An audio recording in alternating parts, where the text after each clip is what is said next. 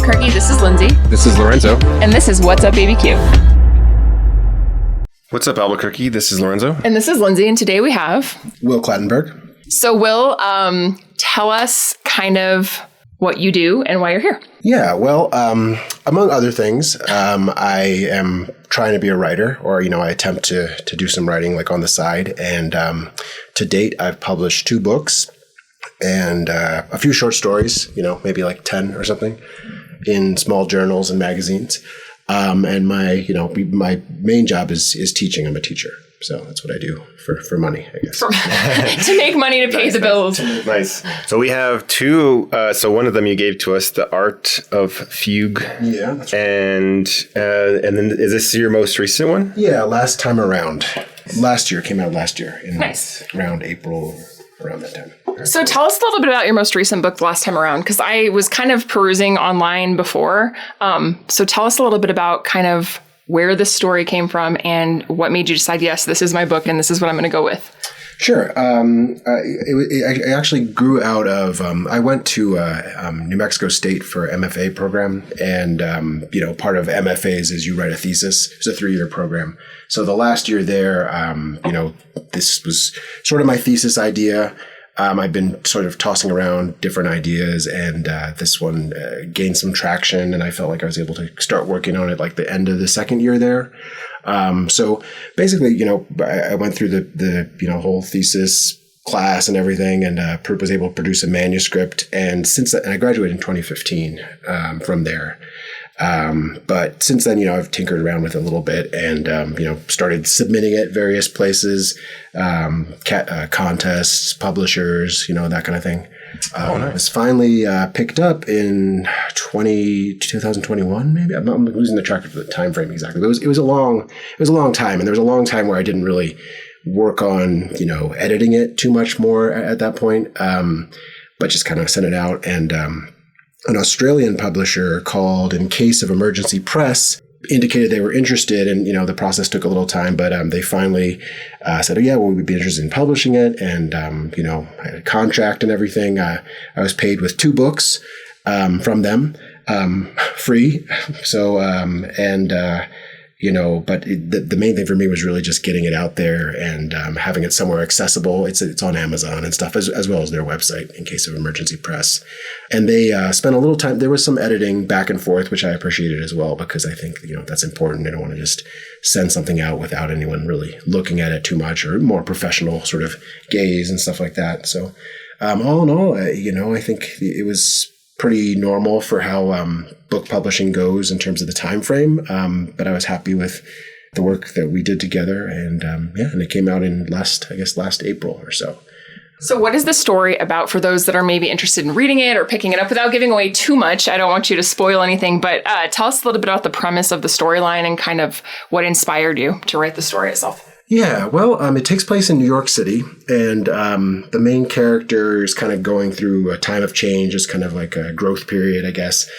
And so he's, just broke up with his girlfriend, and he's leaving his job, sort of an office job, to become, or he's thinking of becoming a teacher. And so the whole book is sort of his last night out with a few coworkers, about 3 coworkers, and they're just kind of talking, having conversation, going from place to place. The book is kind of structured in 3 different individual books or chapters, I guess you could call them, within it. And so each chapter or each book takes place in a different location. As the sort of the night proceeds. So it's all less than 24-hour period, all basically, just following them around as they talk and hang out. And I guess the interesting or the different thing about the book is it's told largely through footnotes. So the text proper, like sort of the bigger text up front is like just sort of what's happening play by play, their conversation types of things, but references, stories, sort of anecdotes, side stories, just filling in information about this, that, or the other thing, all that sort of housed in these footnotes that kind of balloon outward to a degree. So it's kind of makes for a different sort of reading experience, I think, because you're sort of keeping track of 2 different things. But I tried to make it as readable as possible and, hopefully accessible and everything. But yeah, I mean, that's kind of the structure and the format and sort of what's going on with it. That's really interesting. I tend to actually really like footnotes because I feel like you get little tidbits about either the character or the plot, or like maybe something that's mentioned that you're like, well, I don't really know much about that. I need like just a little bit more information. So you kind of get this little side, I don't want to say side conversation, but this little side index of things to sort of reference as you're going through. It does seem like it would be like more of an interactive type read.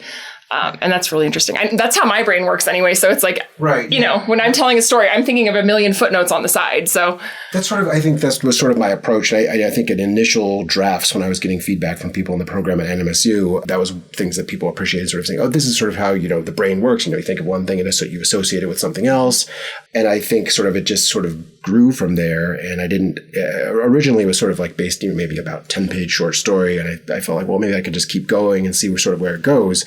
Sort of just like stream of consciousness, or like, you know, the work sort of just built out by itself. But, you know, after you have everything down, then you can of course go back and see like where are the connections and what things need to be, you know, just cut out and doesn't make sense, or things should be emphasized. But the footnote approach, I think for this worked. For me, it was a helpful way of actually just composing the work and getting it down. So hopefully it's also you know, a nice way to read it too. That's really cool. So when you're in the program, you mentioned you developed the manuscript. Yeah. So is that like the beginning? So I'm totally just like, I've never written any books, but so, I mean, is that how it works? Like you have the manuscript. Is that just like a skeleton of the idea, and do you have your whole story like in your mind how it goes, and then you build from there? How does that work? Yeah, well, I guess a couple things. So, I mean, in terms of like manuscript itself, you know, so the point of the last year in the MFA program, or I think maybe it's the last semester or however it works, I guess some are different than others, but you're creating sort of your thesis, right? So like in PhD programs, people write a thesis on like, I don't know, like whatever, like Henry James or something. But for MFA, you know, your thesis is your creative work. So in fiction, at least, what a lot of people choose to do is either sort of bring together a collection of short stories that they've worked on throughout the program that kind of have some thematic links, or like a novel, something along those lines, or maybe like a hybrid work. So you kind of work on it together and workshop it and try to get it into, you know, fairly good shape. And it's actually published and housed somewhere in the university, like in the stacks, you know, you can go and look, and it's like the original thesis that was sent in, because there's a thesis committee. I mean, you still use the same stuff that you do sort of for a PhD. You sit and talk with people and all that kind of thing. But, you know, a lot of times those still aren't quite finished works in a way. I mean, you know, you've gone through the program, people have, you know, your professors have read it and everything, but it hasn't been sort of professionally edited, and you haven't really worked with like, you know, book publisher or something like that. In some cases, some people are able to publish their theses or whatever, like pretty fast, I guess, depending on connections and things like that. But once you've worked it up to a certain degree, I think, you know, it's sort of yours to take it where you want. I know a lot of my friends who have they've written their thesis, are still kind of maybe working on it, or, you know, some have maybe given up on it at this point. It's almost been 10 years, but some are still, you know, sending stuff out. It's a long haul process, because, you know, a lot of famous writers nowadays have sent places to like 70 publishing places, or at least their first novels before they're well known, or short story collections are even harder in some ways. So, you know, it just takes a lot of time, and sort of, you know, eventually it's like, how much do you want to dedicate to that? Like, you know, you also have to have a job, most people at least, and, you know, take care of your family or whatever else you're doing. Things get busy, and, you know, things come up. And so I understand why eventually, you know, some people put it to the side or something. But how much of yourself do you feel like you put into your characters? Yeah, well, it's an interesting question. I think sort of, obviously, all my characters are sort of filtered through like the lens of like myself. So I think in this particular novel last time around, the main character and me have like a lot of commonalities. I mean, I feel like, you know, it's based loosely autobiographical sort of information, just because, you know, I'm not too keen on doing research. That's not something I like to do that much as a writer, although, you know, I've become a little bit better at it than I used to be. But I feel like if I know the stuff, I can write about it. And so if I've experienced it, if I've lived through it, like, it's easier for me to sort of guide the reader through that sort of whole world. And so there's a couple jobs I had in New York where I knew the office buildings, I knew the layout, I knew my coworkers really well. And so that gave me a lot of background information that was good, because I wouldn't, have to, what did this place look like, or how did I describe these people? So, the more sometimes I write stuff a little bit more inventive and sort of create all those things. I think the older you get, the more, you've met different people, you kind of know, you can kind of mix and match people, but they sort of become characters in a way, or they filtered down and, you change them up a little bit. But in my past writing in these books, I think a lot of it is sort of based on autobiography, my own sort of life and stuff. Even characters who aren't me, like a female character, I still sort of maybe situate them in a place that I know pretty well, so that I can kind of have that going for me. So I don't have to do all that work, So it's interesting because I know you, aside from being an author, like as a friend, and we used to be neighbors. So it's interesting because in the things that I've read, I see a little bit of like your East Coast influence coming out in different and various ways, which is kind of cool. Just knowing you personally, it's kind of fun to see like the things that come through on the page. What is your process like, or do you have one when you're like, okay, I think I have this idea, maybe I want to take it into a short story, or maybe I want to take it further than that? What does your process kind of look like? I think for me, I really have to force myself to get into it. I think a lot of those short stories that went into that earlier book that was published were written just in the course of probably just 1 month in the summer in 2018, something like that. When the kids finally went to camp or something or other, it was in their daycare, I think. And, we had those days to kind of just to ourselves and, that time too, and sort of that mental energy. And so I would sort of shut myself or in a room and kind of write for like a couple hours every day. Because a lot of times I don't think I have like an idea right away until I just sit down and start doing something. And then once I sort of open up the process, maybe a weekend after I've been writing for about a week, 10 days, something like that. Then when I'm walking or taking a run, then things sort of pop into my mind and I start being like, oh, okay, I really want to write that down. But like, there's whole months that go by where I'm consumed in something or other. I'm busy or whatever. And I just don't, I feel like I don't know. I don't have any ideas. I'll never write anything ever again. Like now, for instance, like right now I'm taking a lot of time to sort of build up the classes I'm teaching and make sure I have interesting and fun activities and stuff. And that takes time. And I mean, there's just so much time that you can do things. Once you fall into a routine and things settle, then it's easier to kind of have that time. Yeah. But I think, it really, for me at least, I just have to just start doing it and then see where it goes. And usually the first 20 pages or something are not really usable anyway. So it's just a question of sitting down and getting that work out and then saying, okay, well now where I can go from there. What else might come to me eventually. So how did you decide you wanted to be a writer?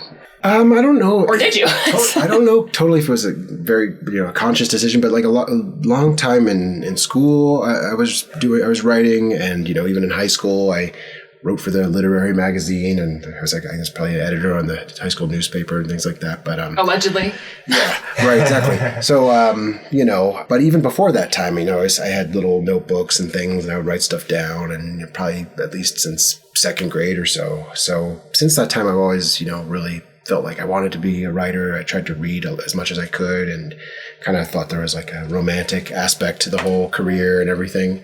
But yeah, and then once I was in college and sort of beyond, I tried to think of ways that I could take on that career and what I would need to do to sort of support myself to be able to write and find ways to balance things out. Yeah. For me, there's something, I'm not an author, I guess, but like for me, there's something very therapeutic of whatever connection is going on in your brain between getting that thought physically down onto either paper or typing it onto a computer. For me, it's particularly typing. I don't know, it's just very therapeutic. I do journals and I've done blogs and stuff like that, but it's like, it just feels, there's some sort of sense of like satisfaction of like getting that out of your brain and like it's been released, it's freed or something. I don't know, but I feel pretty good about that. Comes to life once it's out of your head and intangible. It's a unique process. I think when I go into something and I'm not exactly sure where it's going to go, I sort of, that process of discovery is very, like you said, it's unique, it's interesting. Sometimes it can be sort of therapeutic, or there's things I want to say, but I'm not sure how else to express them, I guess. And they're in there somewhere. And, once you have something going, then my brain sort of does the same thing where I'm like making lists or, thinking about what has to happen next or what should I do or, different avenues. But, that initial sort of push to try to get something written like that, I think that's like sort of in some ways it's the most challenging, but also the most fun as a writer. So do you have any authors that particularly inspire you, or do you have a couple of favorite authors that you kind of look to as guides, or just something where you're like, yeah, I really like this person's style of writing or the tone or what have you? Yeah, that's a great question. And I feel like that's something, as a writer, I should probably prepare more rehearsed answers for. I mean, I think the short answer is really no, not as much as I used to. I think when I was younger, I've had my heroes, people I thought were really good and stuff. I think, have you ever read books by Anne McCaffrey, like the science fiction writer? Mm-mm. I think as a younger writer, when I was probably even in middle school or around that time, she really, I felt like this was great. Like all these worlds she built up, and I just wanted to sort of be doing that same thing. Now I'm sort of really more eclectic in terms of my tastes. And, if you'd asked me the last 5 books I read, I'd have to go to my Goodreads app or something and probably just pull them up because I read a lot of stuff. I absorb it. I feel like I absorb it at least. It's hard to tell because sometimes I'm sleep deprived from the toddler waking up several times in the middle of the night. Oh, man. But but I read this stuff and I feel like, oh, this is good. This is good. But then a week or two later, I'm like, oh, who was that person again? Yeah. So I feel like I'll have a lot of influences, and I think more now I'm trying to read things that I might not necessarily have picked up before, or that are maybe sort of against sort of my more traditional sort of taste sometimes. I try to read stuff from people from different countries, a lot of in translation, a lot more nonfiction. I feel like when I was in college, I was like, I don't need nonfiction. I don't want to read that. But now I feel like I want to know more about the world and different things and different topics. I have a book I think it's just about animals that I'm excited about reading at some point soon, by a science writer named Ed Young, and he's a real good writer. But I think, I really like any of those things, any and all, and even more technical, scientific texts. Sometimes I'm reading a couple of those for my classes I'm teaching just to try to sort of understand them better when I present them in lessons and stuff. And I think you can just learn a lot from any really type of writing, as long as you're open to it. Even bad writing, I guess, in a way, writing that you feel like, oh, well, I could do better than this or something or other, but in some way or whatever. I think you actually just, you see what they're doing, and you can pick up the good things and sort of see the structure that works and all the techniques and various things. So, for me, I'm really pretty open to most and every and all, and I can't say I'm not going to read anything, but, I'm sure there's some things I would just not read, but or prefer not to, even now. And I think that's also a thing. Once I'm older now. If there's a book I just don't like, I'm not going to, after a few pages, I'm done. I don't have the time anymore to kind of push through that anymore. Mm-hmm. I feel like for a while I saw that college mindset, I'm going to do it. There's something I need to finish it because I put this commitment into it, or I bought it or something. Now I'm just kind of no, that's not going to happen. I don't like it. I thought it was going to be good, or it was recommended to me, or, I recommended by something else I was reading. And it just, doesn't pan out. And I'm fine with it. Yeah. So what do you think the writer or the author, I always say writing community, but maybe that's what I mean, an author landscape is like in New Mexico? How have you kind of perceived that as a writer? Yeah, it's pretty good, actually. And I mean, I wish I had more time to sort of be part of that sort of landscape, because I think it's beginning to take off again. Mm-hmm. So when I first moved here about 8 years ago, there was a couple writing groups, and I tried to, I think I learned of them through meetup.com or something. But they don't just go through that app or that website. They have other, but one of them meets pretty close to here at Domingo Baca. I think they still meet there. And it's just, it went through the whole pandemic and everything, and, they're still going. And so I had some writer friends in there, and I was trying to do it the first couple years, just every other week or something. I went to a few sort of mini sort of informal workshops, things like that. But also back then there was something like Albuquerque Writers Workshop or something. There was a little bit more, you had to put more time investment into it. Formality. Yeah, it was a little more and the instructions were kind of well, this is for serious people, serious writers and stuff. And I was oh gosh, I don't know. I'm not sure if I'm. How do I know if I'm serious? I don't know. It's pretty intimidating. Yeah. And it was well, I think it's in a way those classes where it's this is going to be a lot of work or whatever. Sometimes people just try to weed out certain individuals, especially if they're doing it through the web or whatever. You don't want anyone to just show up, because there's some people who come to some of these meetings. You're oh my gosh. But yeah, so I was I really want to join that one because I think it would be good. And they capped it at 12, which was good. That particular group, because the other one doesn't really have like a limit. And then like if like 20, I don't know, if 20 people sign up, like they try to go through every single person's story in like one time. And that's just like too much, because you like, you can try, you have to read all this stuff, and then you have to try to think of some ways that you can, some comments that might be helpful. Anyway, long story short, like that Albuquerque one, that one isn't there anymore. I tried to look back for it like a few years ago, and it's like, it was gone. It's like, oh no, it's too bad. But there's a new, group, I think, that's also through meetup.com. I think it has a similar name, if I'm not mistaken. It's like Albuquerque. It might even be Albuquerque Writers Workshop. Maybe that's that name, and the other one was something else.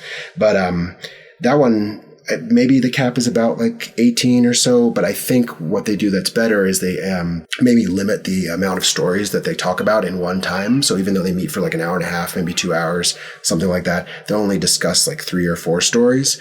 And that's, you get a lot more attention for those things. And it's easier for the participants too, because, you're not trying to read like so much stuff and like have all these different plot lines and things.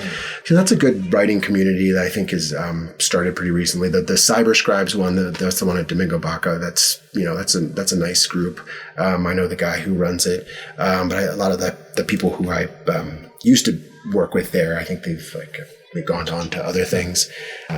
But yeah, I mean, so there is a community, and there's a lot of now, since like the pandemic and all that stuff, there's a lot of, just online ones and online groups, ones where, it's just like, maybe just about like, here, like this is going to be an hour where you're going to write, and it's like, we're all doing it together or something. I don't know. And you might choose to share what you've written or not. But those are all real good too. I mean, it comes down to motivation, and if you can do it and time works out for you, if it's not during like your toddler's like lunch or whatever, or he's screaming or something. But yeah, I mean, it's like push yourself to do it, find some way that works for you, and if that's a good impetus, then to start writing, then I think I'm all for that. So. Nice.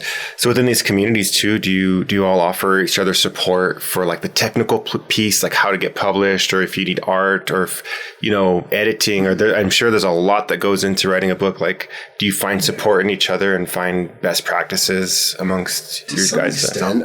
Yeah, I think, and it depends how much experience the other writers in these groups have, because a lot of these, like the ones from meetup.com, like the Albuquerque Writers and the Cyber Scribes, a lot of those, the people who are in those are unpublished writers, but they're working on something, and they're hoping to get it published. So they might not have all the expertise in some of those areas.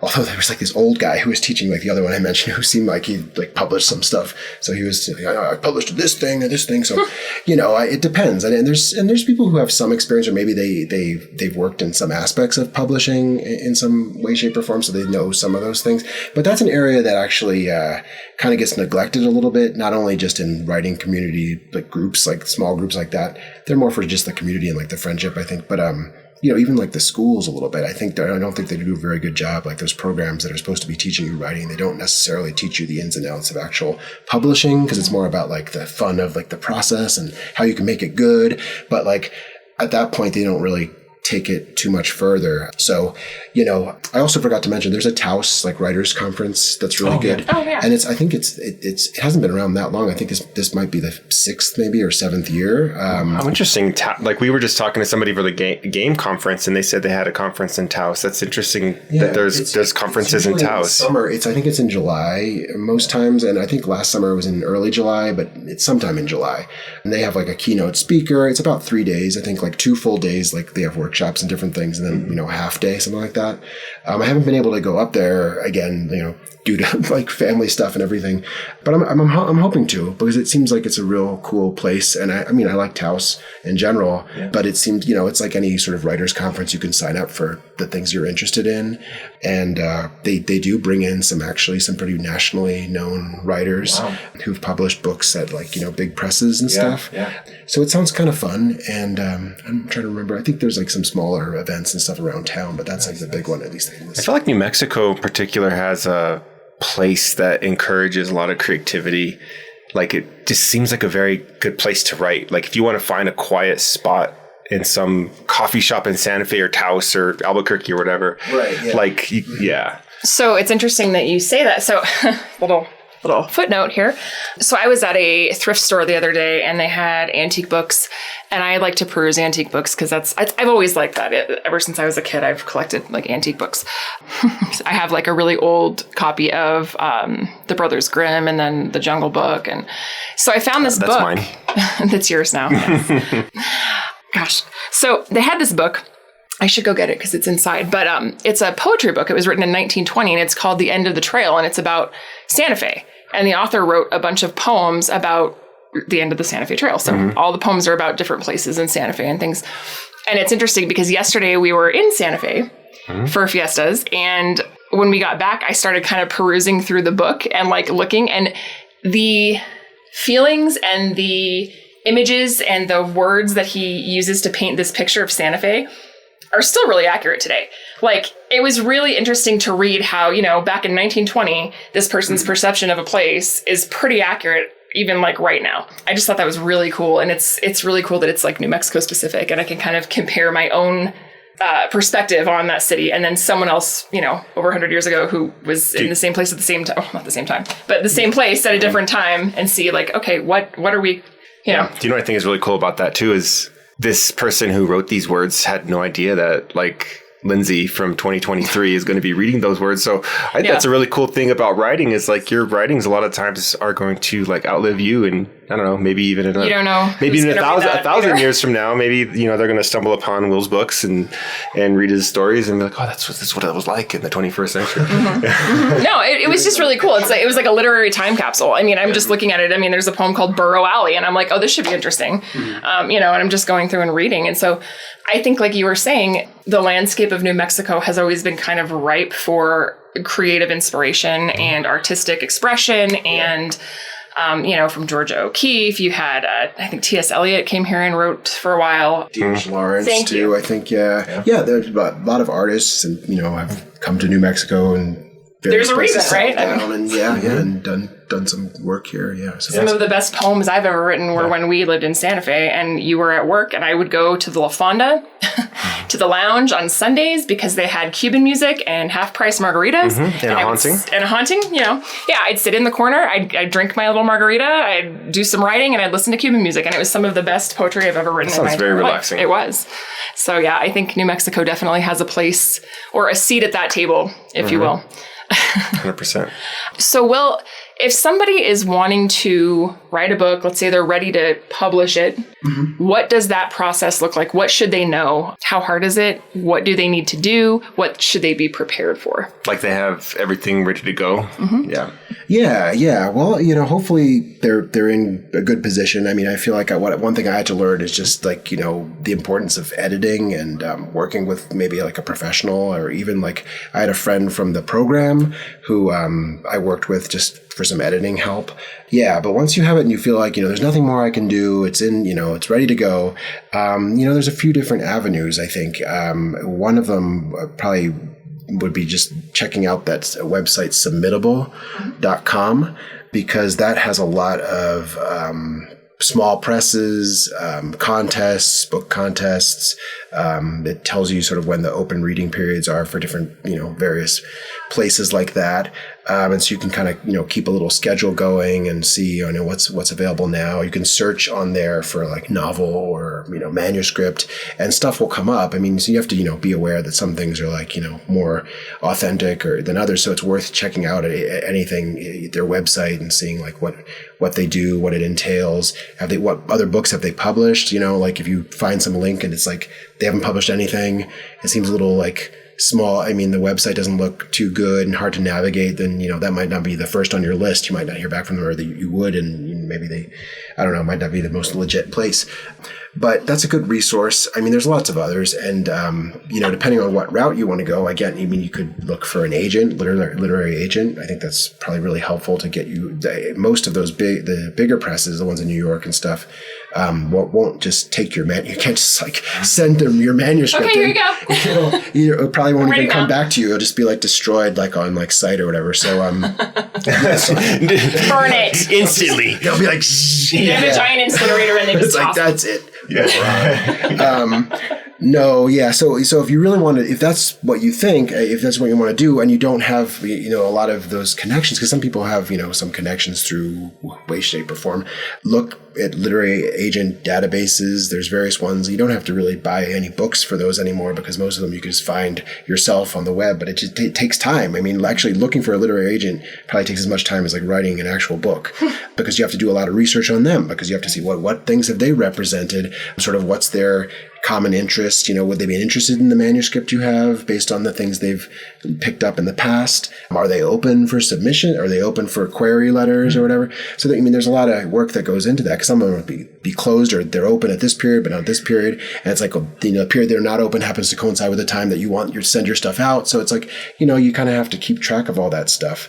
And so in a lot of times with writers like me, like ones who don't have, a whole lot of publications and didn't go to a program like at Columbia or something where, you get in touch with a literary agent just through the program itself, it's a faster process sometimes to go through a small press in the hopes that, okay, well, I'm going to get published by this small press. They're not going to really be able to distribute it and like advertise it and do all the marketing that a bigger press would do. But the benefits though are, it's a smaller community. Like they sort of care about your work, and that's a good thing. And once it's published, and it's, maybe who knows who's going to pick it up or what's going to happen down the line. But I think, it's good to just have your work out there in some ways, and it's satisfying.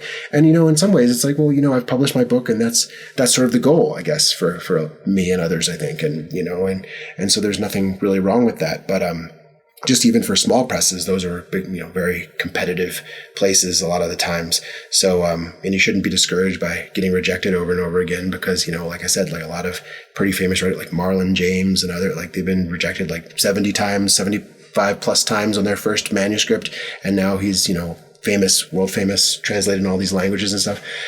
So it's a process. And there's another writer, I don't know, probably his name slips my mind, but I think it's Percival Everett. I don't know if you heard of him, but he's published like 20 books, I think. But the first 19 were all at small presses. And the last one happened to get nominated for some big prize, the 19th or something like that.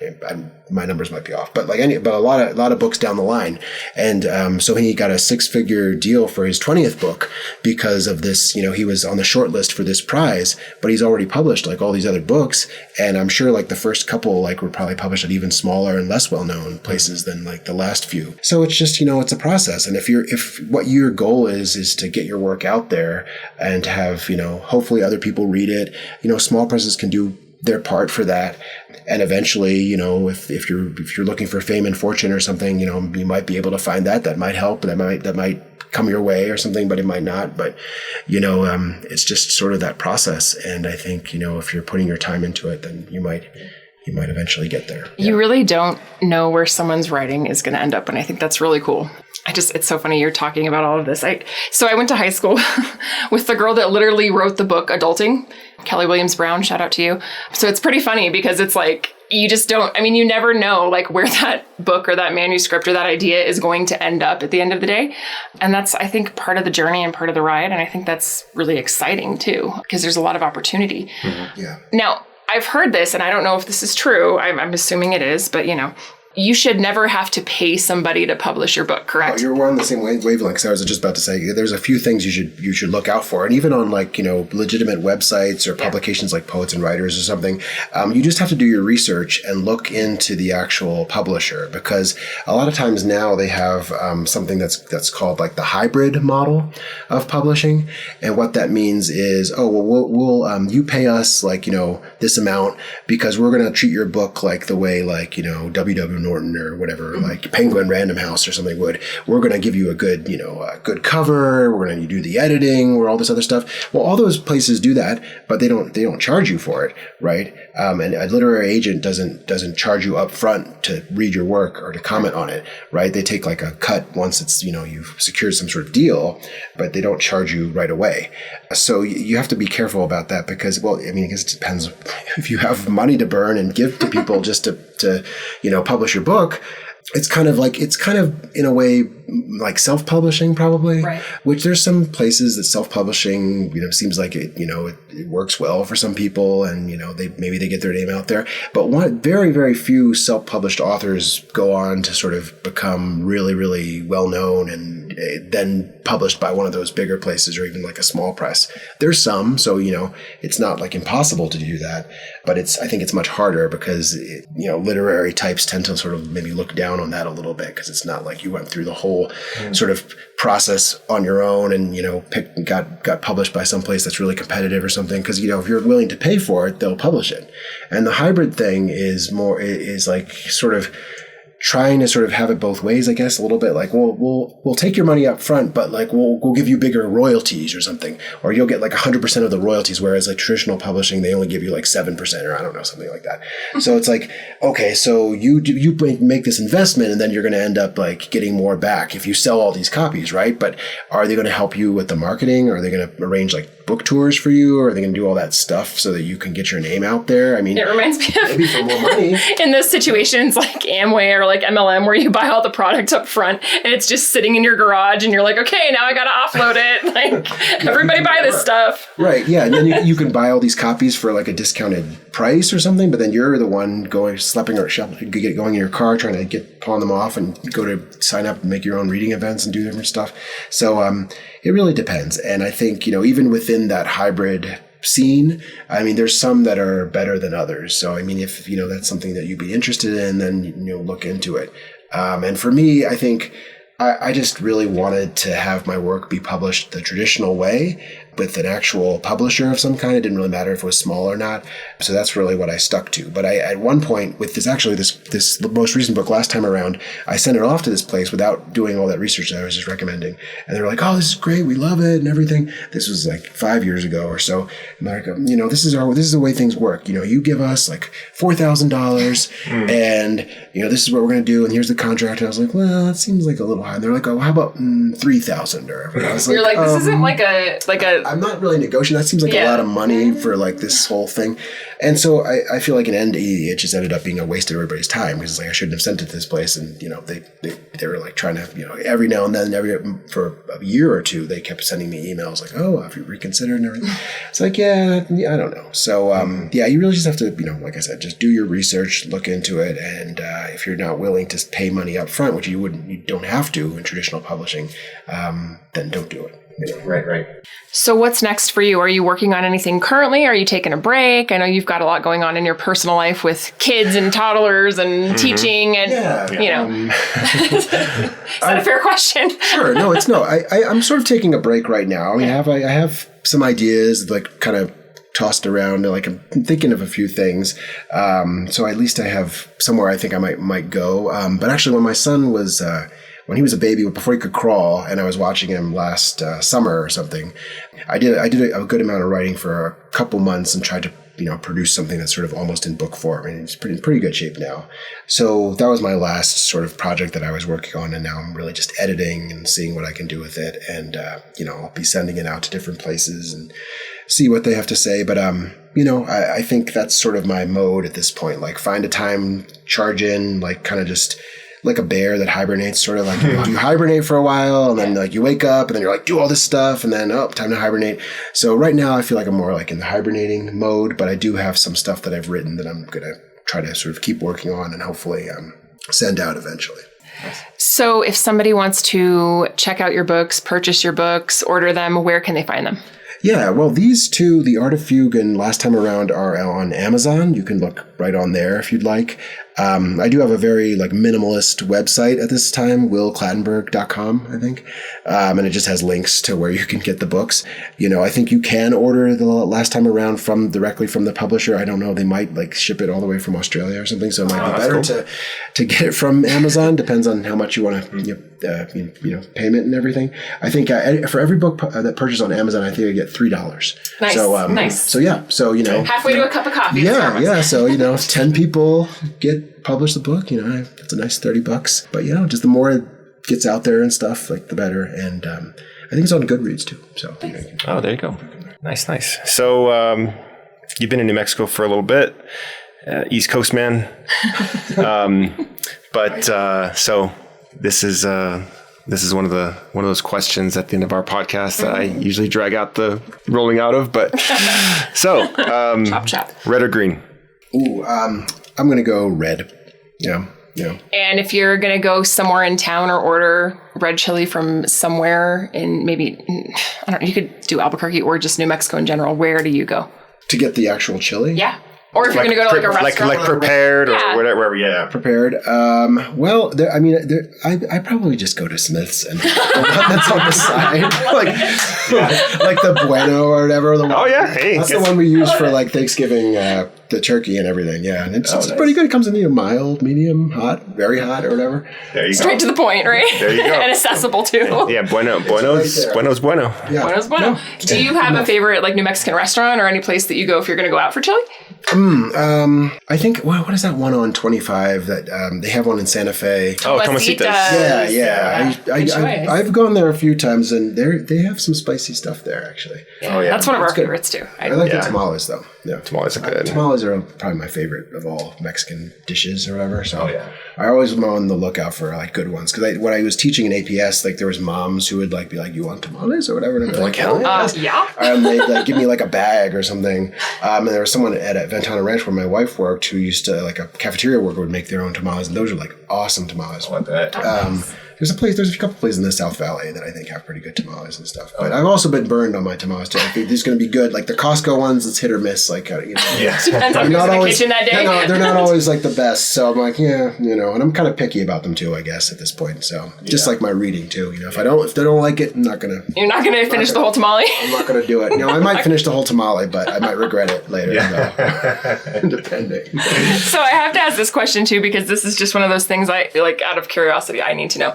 And I know it's hot in here, so I'll be quick. I feel like it's all heated up all of a sudden when we were talking about Tennessee. I know. All of a sudden it's so hot. This could be like our podcast. We just like raise the temperature, make people uncomfortable, and tell us about the chili. This is a chili interrogation room. So because you're from the East Coast originally, right? Philadelphia, I believe. Yeah. That's right. What was your first impression of New Mexico when you got here? I'm always curious to know. Oh, yeah. Well, Amanda could tell the story too. I think we flew in one time when we were living in New York, and I was just looking out the plane window as we were going into Albuquerque, and I was like, are there any trees here? So brown. It's very brown, very yellowish. And then there's this part where, the plane gets lower and it kind of has this like, Mars, like kind of otherworldly, like planetary aspect. Now I'm like, that's kind of cool. But now at the time I was like, what are we going into? Yeah. I mean, I don't even know. Probably I didn't notice like the river and like the tree, like the ribbon of trees kind of coming down the first time. But yeah, and then when I stepped off, I was like, oh man. But my mom's family is from Southeast Colorado, so we spent a lot of time out in the West because pretty much every other summer we'd come out here, and I don't know if we spent too much time in New Mexico. That was like the one state in like the Tri-Corner or the four corners that we just didn't go to. But there's something about like the way it like smells out here that actually is very similar to like where my mom's family was from and stuff. And sort of even just like Denver, like I guess maybe it's like the elevation or like the mountains or like the way that the pine needles get crisped in the sun like all day or something. It's just like it just made me think. That's called fire. Yeah, no, I'm just kidding. It's like the charred. Yeah. Well, yeah. And there's less fire back then. Well, I mean, there's probably still some, but it just triggered that sort of happy sort of childhood memory and stuff. Like the Grand Canyon kind of has that smell too. I think like just heat and everything like burning or whatever. But in a kind of in a good way though, not like out of control blaze or something. I know exactly what you're talking about. Yeah. Like a hearty s'more roasting on the fire. It's the pine cones that have been sitting in the ground for a while, and they kind of start exuding that sort of resin or whatever, and that kind of thing, and like sage and Palo Santo. Yeah, and all that stuff. Yeah. So when we lived in Oregon for a brief moment, I mean, you for first part of your life and us together for a brief moment. Right. It rained, and like I was expecting the rain to smell like the rain does here, but the rain here smells like 10,000 times more like wonderful. It's more pronounced here. Yeah, I think it's something to do with like the releases some kind of some odor or something that's really nice and stuff. Yeah, but and so that whole thing, I think that was at least an initial like, oh, I like kind of like that because it reminded me a little bit of like all those visits we used to make out to my mom's family. Yeah. So if there's somebody out there in Albuquerque who makes candles that can capture this smell, please let us know because I'll buy them. I'll buy. Yeah, we'll buy them. Yeah, I would buy. We'll take it.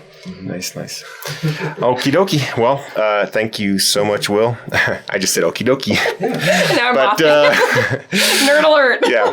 Well, thank you, Will. We appreciate your time, and we will link the website. And in the meantime, go out and check out Last Time Around by Will Clattenburg, and also The Art of Fugue Stories by Will Clattenburg, and support local authors because you guys do that so well. We know that. So please take the time to go and check out his work.